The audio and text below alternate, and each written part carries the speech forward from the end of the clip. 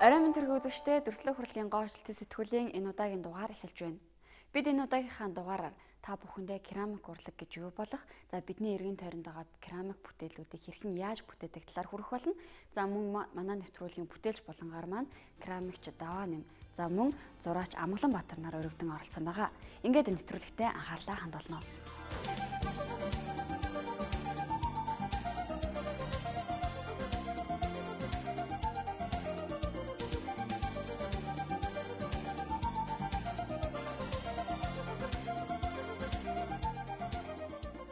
Керамик гэдэг маань бол ерөнхийдөө монголчлох юм бол керамик шааз урлал, шавар ваар урлал гэсэн үг л дээ. Өдөр тутмын хэрэглэн явж байна.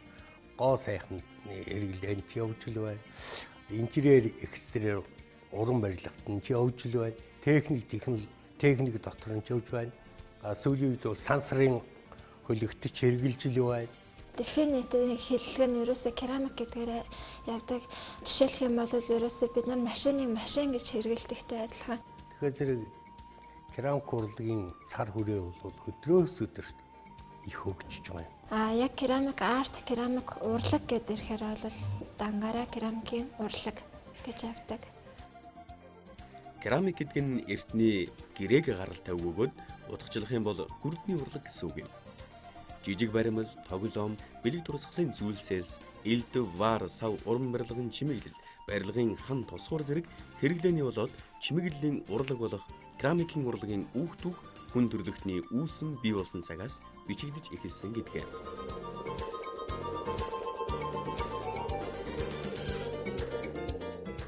Керамикийн урлаг маань бол ерөөсөө дэлхийн нийтэд хөгжсөн дүрслэх урлагийн томоохон төрлүүдийн нэг байгаа. Тэгээд ерөөсөө хамгийн эртний урлагч гэж тооцогддог. Жидгээс өсвөлээд нэг ус уухад нэг юм хонгор алгаараа биднэр тэгвэл энэ шавраар биднэр яаж тийм энийг баярлаас тогтцыг анх ашиглаад хүмүүсүүд энэ санаа авч хийсэн гэж. Жишээ нь гэх юм бол ерөөсөө нөгөө зун ургасан жимсхэн ногоо байлаа гэхэд тэрийг хадгалах зорилтоор шавраар зүгээр ихэндээ шатаахгүйгээр шавраараа сав суулга хийгээд түүндээ хадгалдаг байсан гэх жишээнэ.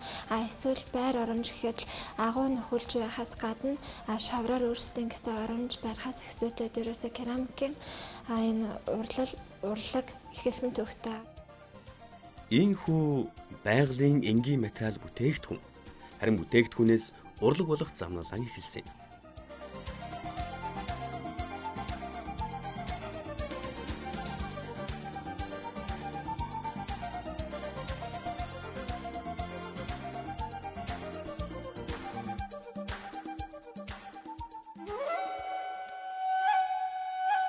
Харин 7 дугаар зууны ихээр Тан улсын Тай Юу гэх худалдаачин урд өмнө хэрэглэж байгаагүй цагаан өнгөтэй, жигд гадаргуутай гялалцсан шавар эдлэлийг худалдаж эхэлсэн нь керамикийн урлагийн хөгжилд нэгэн том алхам болсон байдаг.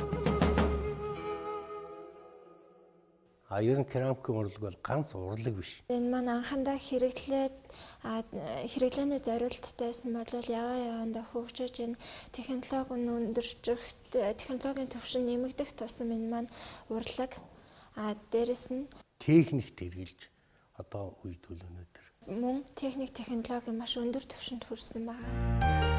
Хэрэглээний түвшнөөс керамик арт хэмээх урлаг болтлон хөгжсөн шар шаврын түүх Монголын тал нутгаарч тайрсан нь мэдээж.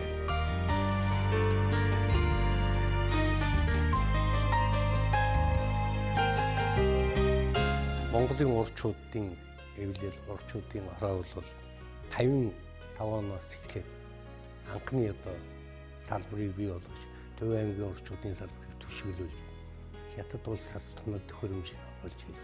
Төв аймгийн урчуудын салбарыг керамикийн салбар бий болгосон юм байна. Тэгээд тэнд бол тоног төхөөрөмжөнд ч яг тухайн үедээ болж байсан. Шавранч орон нутгийн Монгол шавраа боловсруулаа өөрснөө чадан ядан хийгээд ингээд л түүхэн хөгжлөө яваад ирээд тэгээд 90 он хүртэл одоо явж ирсэндээ тэгээд энэс хойш нэг жоохон зогсон байдалтай. Манай соёл урлагийн их сургууль бол харин энэ боловсон хүчин бэлтгэх керамикийн урлагийг тасалд болохгүй тэний өлөг залгаж явах одоо залуу үеийг л бэлдсэн ийм утга учиртай. Керамик төдийгөөс өдий хүртэл хөгжихдөн өөрийн гэсэн олон арга ажиллагаа техниктэй болж байлаа. Энэ нь өнөөдрийн та биднийг өдөр тутмын хэрэглэнээс гоо сайхны таашаал авах цучлан болж өгсөн. Керамикийн урлаг маань өөрөө дотроо чимэглэлийн, баримлын, тэгээ дээрэс нь хэрэглээний гихч мэтчлэн олон төрлүүдэд хуваагддаг. Керамикаар юм хийх арга технологи маань бас дотроо аягүй олон янз байдаг. Үүний жишээ гэх юм бол элдвэрийн арга гэж байна. Дээрэс нь оромгон буюу хяман гэж бид нар нэрлэдэг тийм арга байна. Тэгээд миний одоо энэ үзүүлэх гэж байгаа хүрдний арга бас орж явдаг. Ерөнхий гол үндсэн аргууд маань энэ дөрвөн арга байгаа. Хүрдний арга. За керамик гэдэг маань би түрүүн хэлсэн яг керамик гэдэг маань хэрвээ монголчлох юм бол шавар урлал гэж яаж байгаа. Тэгэхээр ерөөсөө хийж байгаа бүтээгдэхүүн маань бол энэ шавар байгаа. Шавар бол анхны байдлаар юм зөөлөн. Одоо та бүхэнд хүрдний техникийг харуулъя. За хүрдэн дээр юм ихийн тулд эхлээд энийг тавцангаа баг зэрэг чиглээд өгөх хэрэгтэй. Яагаад тэгэхээр нөгөө энэ хурдтай эргэж байгаа тавцан дээр энэ шавар маань сайн тогтохын тулд барьцаалтаж наалтсан байх хэрэгтэй.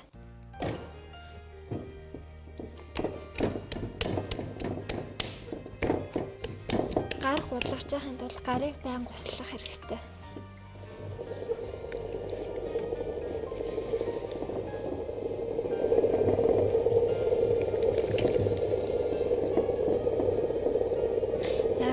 Хүрдэн дээр анх шаврыг тавихад ер нь бол ингээс хавлгаатай шууд ваар босгох ямар нэгэн юм хийхэд төвөгтэй байдаг. Тийм учраас хамгийн түрүүнд нь төв олох гэж ерөөсөө савлгаагүй болгох хэрэгтэй байдаг.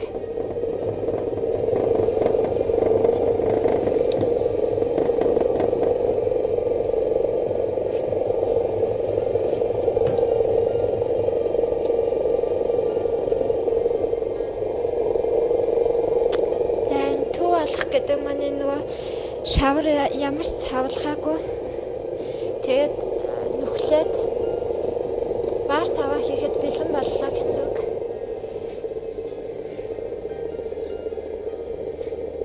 Төвөө олсон үедээ бол нүхлээд өгдөг байгаа.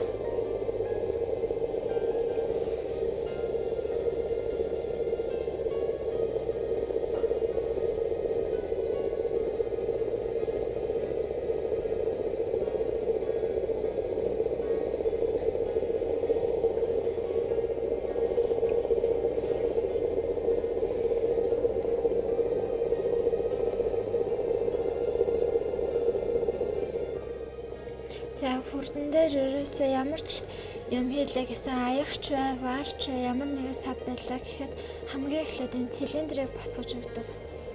Цилиндр босгоно гэдэг маань ханныхаа ерөөсөө зузаан үннийг яг тааруулаад хэр зузаантай хийх үү тэр хэмжээндээ хүргэснийхаа дараа хэлбэрээ хийж өгдөг байгаа.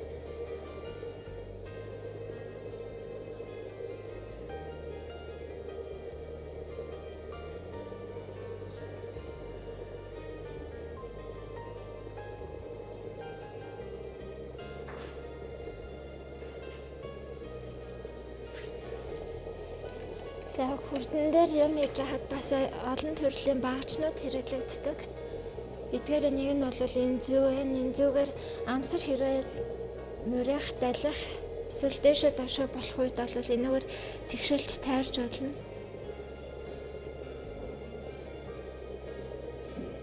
За одоо ингээд хийж байгаа юм маань ханны зузаан болцсон. Одоо хэлбэр хийхэд бэлэн болсон байгаа юм.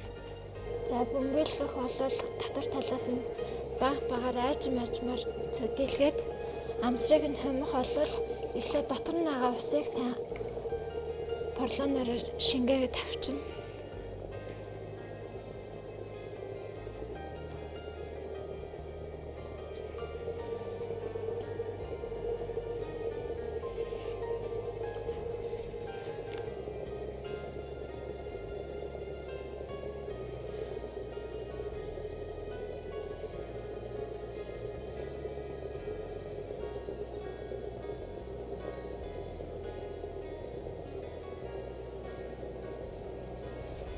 ингээд хүрдэн дээр вар хийж байгаа тохиолдолд хамгийн сүүлд амсрын засаад амсрын хийж байгаа юм маань дуусдаг.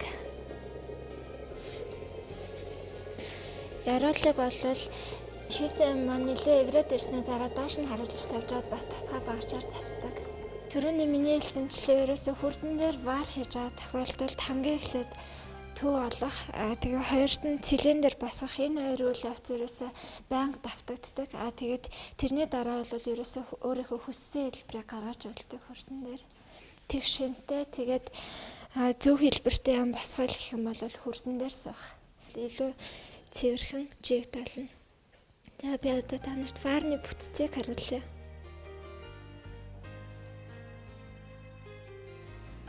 За варны одоо энэ хан маань ингээд суурь эсгээрээ жоохон өргөн. Тэгээд яроол нь би түрүүн хэлсэн. Ингээд нөгөө эврээд ирэнгүүт нь доош нь харуулж тавьж агаад яроолоо засдаг. Тэгээд дээшээгээ хан маань бол ерөөсөө жигэд зузаантай байх хэрэгтэй. Хийсэн юмныхаа хэмжээнээс шалтгаалаад 2-7 хоногийн хугацаанд энэ юмнууд маань хатдаг байгаа. Энэхүү эргэлдэж буй хүрдэн дээр урлагийн бүтээл төрдөг. Хэдэн зуун тооцоо хэдэн мянган эргүүлэг энэхүү бүтээлийг үлгийдэн ам. За энэ шавар ямар л ямар одоо хийхаар хүн юу хүснээ хийж болно. Тэгээ шатангийн шавар бол олон дамжлагаар гарч ирдэг. Энэ бүтээл бол олон дамжлагын үр дүнд шавраа бэлтгэн, дараагаар нь бүтээлээ сайхан хийн, хийсэн бүтээлээ дараагаар нь одоо чимэглэн, чимэгснийхээ дараагаар сайхан хатаа. За ингээ жишээлбэл ингээ хатааж эхэлж байна. Тэгээ бүрэн хатсны дараа бол эхний шаталтанд оруулна. Эхний шаталтанд орсны дараа бол керамик маань илүү бат бөх болоод шинж чанар нь илүү төмөрлөг ингээ дуу нь өөрчлөгддөг. Манай студид үндсэндээ бол хоёр шатаах зөөх бий л дээ. Зүгээр мэрэгжлийн яг керамикч улсуудад зориулсан шатаалтын хамгийн том хэмжээтэй ганц зөөх бол Монголд байж байгаа. Одоогийн байдлаар тийм ганц зөөх бол манай газан зөөх байдیں۔ Энэ бол дарихэд бас манай цех бий. Олон тоотой юм шатаах, ханын чимэглэл, том баарнууд, савнууд тийм ээ. Чимэглэлийн ажлууд ийм юмнуудтай бид нар голдуу тэнд шатаадаг. За энд хийж байгаа сургалтандаа зориулаад бид нар Америк нэгдсэн улсаас юм цахилгаан зуух оруулж ирсэн. Энэ намар авчирсан. За энэ зуух бол ойролцоогоор ямар ч байсан манай сургалтанд бол хангалттай шатааж үр дүнгээ өгч байгаа.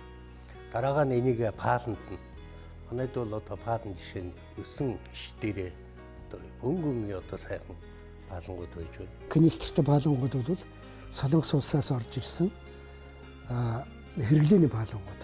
Одоо аяг шаадсан хүн дотор нь идж уух юм хийж болохоор тийм зүйлийн пааландаг паалангууд. За эдгээр болох тэр хятад ард улсаас оруулж ирсэн чимэглэлийн паалангууд. Жишээлбэл паалан бол ихэвчлэн хуурай хэлбэрээр ирдэг, бас найруулад аваад ирдэг. Жишээлбэл одоо энэ. Тэгвэл энэ паалан бол харахад ингээд шар байгаа боловч яг үнэн чанартай 1250 градус шатаацсан дараа энэ маань хүрээ юм улаан янз бүр болдог. Яг будаг шиг өнгөрөө байдаг. Тэрийгээр их онцлог. Паалангийн шаталт маань бол нэгт юу чимэглэлийн өнгө оруулах будах зорилттой. Хоёр дахь юм бол ус нэвтрүүлэхгүй болгож хамгаалах зүйтэй өөрөгтэй. Тэгээд өмнөх шаталтаас илүү бат бөх болдог. Энэ нь бол эхний шаталт 950 градус тэгддэг. Хоёр дахь нь болохоор 1250 градус тэгдэнэ. Тэгээ ингээд дуун хүртэл шалгандаа болоод ирдэг. Хэрэглээ, гоо сайхан, таашаал. Керамикийн урлаг аль хэдийн хүн төрөлхтний аж амьдралын нэгэн хэсэг болоо зогсохгүй. Хэн ч тоолгүй гიშгэн өнгөрсөн газрын шар шаврыг урлаг улт нь хөгжүүлсэн гайхамшигтай түүхийг өгүүлж байна. Энэ нь яг л замагтай, булингартай, тогтун цөөрөм дургаж, цагаан, ягаан дэлбэнүүдэн усны мандал дэлгэдэг линхуа цэцгийн үлгэртэй ижил биш гэж юм.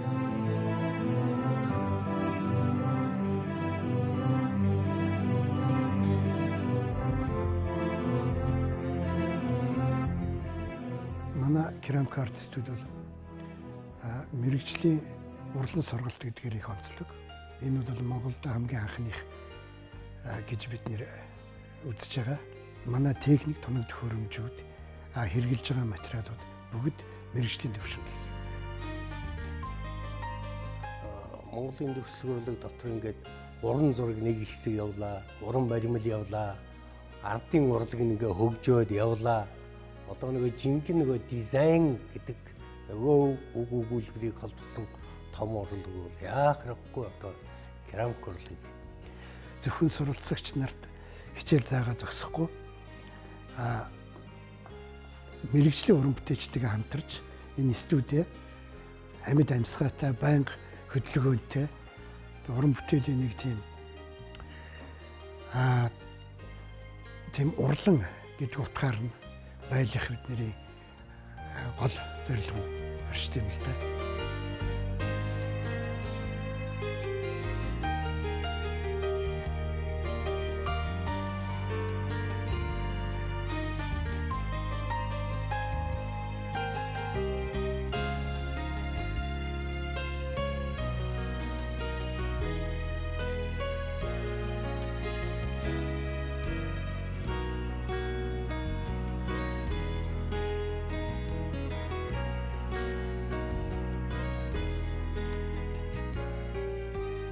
Үзэгчдээ та бүхэн сая керамик артистуудаас хийсэн керамикийн урлагийн үүх дуух, за мөн арга ажиллагаа, технологийн талаар хүлээн авч үзлээ.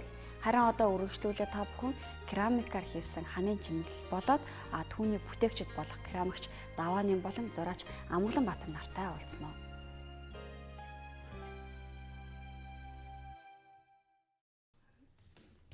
Хэн ч үл анзаарах хумхийн нэгэн тоосноос хэдэн мянган жилийн дараа газрын шар шавар хэний ч өхөл тамаагүй идэлүүлсэн газрын шар шаварнаас бүтээл болох агшин.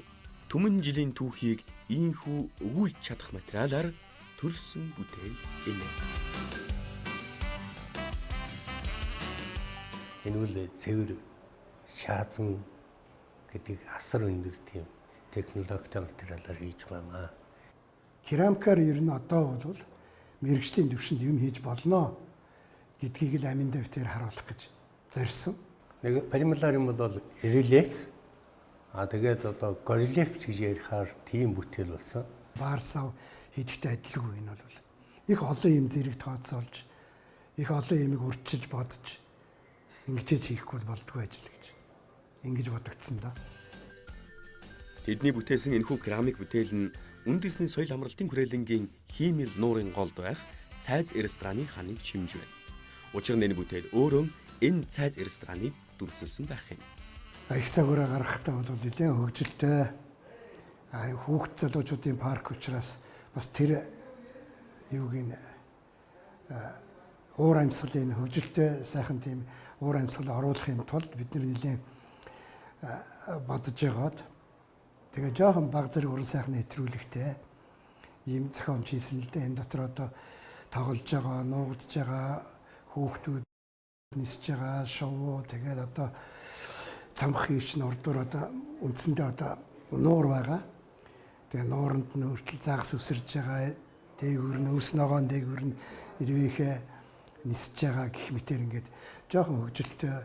Тэгээ Монголын хүүхдүүд цэцгэн дунд ирвэ хийтэй, уултай, устай. Тэгээд энэ сайхан Монголын хүүхдийн одоо тэр парк гэж ярьдаг. Үндэсний парк дотор цэнгэж байх. Тэр л явцыг бас нэг өөдрөг сайхан байдлыг нь харуулах гэж ингэж үзсэн. Энэ ажил маань үндсэндээ 2 сар гаруй хугацаанд үргэлжилсэн. За бид хоёр бол ерөөсөө анх шавраа бэлтгэхээс ахуулаад бүх юм одоо түрүүний ярьсан бидний гар техникийн арга гэж тийм ээ. Гар техникийн үндсэн 4-5 аргаас баримлын голдуу аргыг нь хэрэглээд за тэгээд энэ ажлаа хийлээ те. Олон одоо их жижигхэн дүрснүүд тэр дүрс бүхэн дандаа хүний гараар хэвлэгдэж гараар барьж хийсэн энэ өөрөө онцлог. Тэгээ энд бол бид нар маш олон жижиг юм навч, хэдэн зуун цэцэг тэр цэцэгнүүд бүхэн өөр зарим нь дөгж нахиалж байгаа. зарим нь бүр ингээд том одоо сайхан дэлбэгээд эргээд ургацсан байх жишээд. Тэр бүгдийг бид нар өөрийн гараар өөрснөө л ингэж л хийж энийг бүтээсэн л дээ. Энэ бүгд чинь бол ингээ яг нарийн их бол энэ цэцгийг яаж хийсэн, энэ цэцэгний чинь энэ дээр энэ алганы хээнд чинь явж л байгаа. Энэ хүүхдгээл ингээл бодох чинь л энэ хүүхдийн за нүдний энийг ингээд нугалж байгаа энэ гар марын одоо дардас марц центрүүл энд дэгээр ингээд орцсон байх жишээтэй. За энэ бүгд чинь бол жишээ нь амгалан айгүй л энд дарсан энэ том нь бол амгалангийн. Арай жижиг нь болохоор зэрэг миний гарын хээ байх жишээтэй. Тэ. Тэгээ навч бүхэн өөр шүү дээ. Эн чинь энэ нь гонцгордоо байхад энэ хичнээн зураас энэ бунданд дуу байхад зарим нь жоохон гонцгордоо. Энэгээр болоод ирэхээр зэрэгэл ингээд цэцэгнүүд хүртэл өөр хонгор зул цэцэг энэ алтан зулч үед юм уу ингээд одоо ингээд цэцэгнүүд энэ олон навчнууд ингээд энэ нөгөө гоод аяг цэцэг энэгээр ингээл энэ их гоод аяг ингээд дээшээ оргаад хөгжилтэй цовоо сахилгагүй бүтээл. Огид залуусын инээлдэх дуу голуусны хоржиг ном загас үсрэн цэцэг дэлбэлэн. Хамгийн гэгээлэг, хамгийн өнлөг цаг үуч. Харин бүтээлчд бүтээлдэн энэ олон өнгөн бодитоор тусгасангүй. Улаан, ногоон, цэнхэр өнгө энд байхгүй хэрнээ энэ бүхэн бүтээлээс мэдрэгдэх нь сонио. Тэгээ өнгийн хувьд бол бид нар бас их олон янзын аргаар туршиж үзэж энэ ерөнхий нэг санаага өнгөө бол гаргасан. Тэгээ их зураг маань сайн гарсан учраас их зураг руу ойртуулах гэж энэ зураг бол гарсан. Бид хоёр ч 2 сар гаруй энийг хийх гээд зүтгэж яхад бол нэлээд бас хөөрхөн бэрхшээлүүд гарсан л та. Би бол нэг 40 жил керамикаар явж байна. Тэгээд энэ хооронд бол шатангаарч хийлээ, хүрдэн дээрч хийлээ. Түрүүчийн харуулж үдэг тэр олон арга барилаарч хийж үзлээ. Тэ морь малаач хийж үзлээ. Энэ шавар маань өөрөө уян хатан чанартай байгаа нойтон үедээ тийм ээ. Тэрийг хийлээ. Шавраараа дээр юмаа хийлээ. Тэгээд тэрийг хатаахын тулд байрлуулах хэрэгтэй, зөөх хэрэгтэй. За энд бас их туршлах хэрэгтэй. Хэрвэл хамаагүй сунгад татах юм бол штартын дээрээ нөгөө чинь хагараа яваад өгдөг. Агаар дундуур нь агаар орох юм бол тийм ээ. Тэгэхээр энийг хөндөй тэгээд аль болохоор гал тэсвэртэй одоо шатаах хагарахгүй юм бол бат бөх талаас нь тэгээд энийг хийсэн. Шавраар хийгээс гадна хамаг цагаа бол бид нэр хатаах хийсэн юм хатаахад их зарцуулсан одоо тэрэн дээр нэлээд цаг орсон да баг сар гаруй хатахад яасан зарцуулагдсан. Хүүхдийн юм гээл гоё олон алаг ирээн зарим нь улаан, зарим нь хөөх, зарим нь ногоон янз бүр цэцэг нь улаан байна ч гэдэг юм. Тэгээд их юм бол болох л байсан. Гэхдээ бид нар бол тэр урлагийнхаа хэмжээ бас нэг монументал урлаг гэсэн чиглэл руугаа энэ төр нэлээд төхүүлсэн.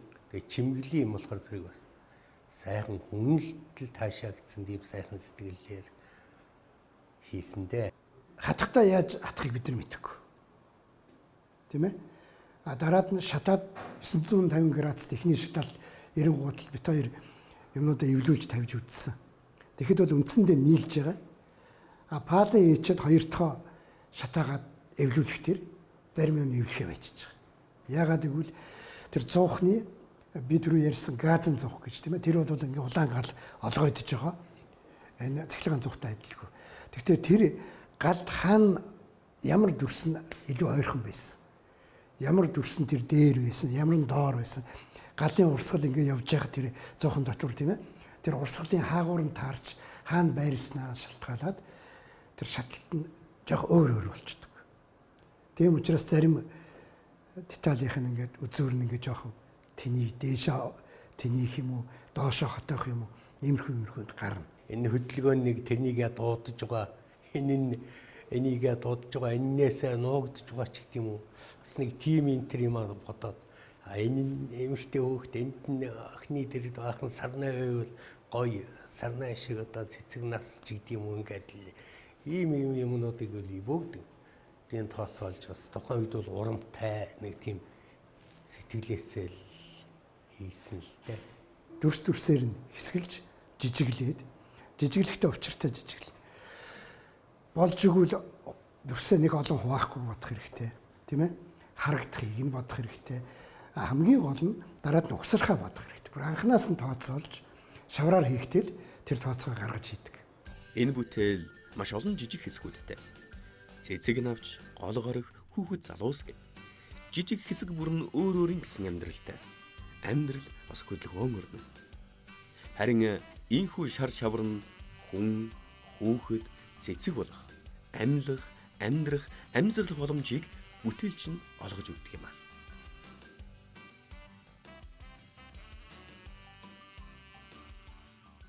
Энэ падангийн тулд эхлээ бид нар нэлээд олон янзаар туршиж үзсэн юм байна.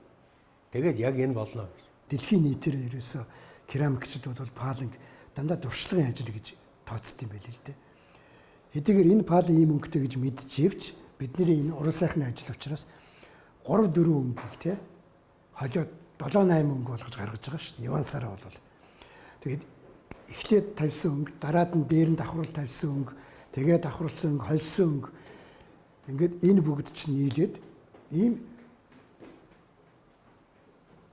их ямар нь мэдэгдэхгүй тийм ээ. Тэгсэн мөртлөө их гоё ууссан, хоорондоо авцалдсан биеийн рүүгээ орсон, найрсан ийм өнгө болж зургаар ярих юм бол уран зураг шиг болж ингэж гарч ирж байгаа юм л та. Тэгээд энд бол зохиомж гэдэг имийг л ерөөсөө их зурган дээр анх гарахтаа л тэгж зөв гарсан учраас заавал энэ битүү биш. Энэ тэнд нэг сайхан чөлөөтэй ийм зайнууд гаргаж гол юмнуудаа их сайхан ингэ тусгаж өгсөнд л энэ бүтээлийн гол одоо онцлог нь зохиомж сайтай. Хомхын тоосноос урлаг болтлоо хөгжиж чадсан керамик арт урлагийн талаар та бүхэн мэдээллийг сайн авлаа.